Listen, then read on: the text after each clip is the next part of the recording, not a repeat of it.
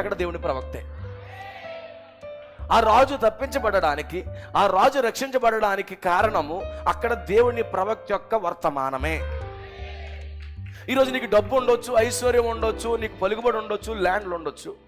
But నువ్వు గనుక శత్రువు చేతిలో నుంచి, ఆ మరణము చేతిలోంచి నువ్వు తప్పించబడాలంటే నీకు ఖచ్చితంగా ప్రవక్త సెలవిచ్చిన మాట నీకు అవసరమై ఉన్నది. నీకు ప్రవక్త మాట లేకుండా నువ్వేమాత్రం కూడా రక్షించబడలేవు, నువ్వేమాత్రం కూడా మరణములో నుండి జీవంలోకి దాటి వెళ్ళలేవు. ఇప్పుడు ఈ రాజు మరణములో నుండి జీవంలోకి దాటి వెళ్ళడానికి గల ముఖ్య కారణం ఏంటంటే ఎలీషా యొక్క మాటలై ఉన్నవి. ఈరోజు నీకు డబ్బు లేకపోవచ్చు, ఐశ్వర్యం లేకపోవచ్చు, సంపద లేకపోవచ్చు, కానీ నీకు పెద్ద పలుకుబడి లేకపోవచ్చు, కానీ ప్రవక్త మాట నువ్వు నెరవేర్చు, ప్రవక్త మాట నువ్వు విను.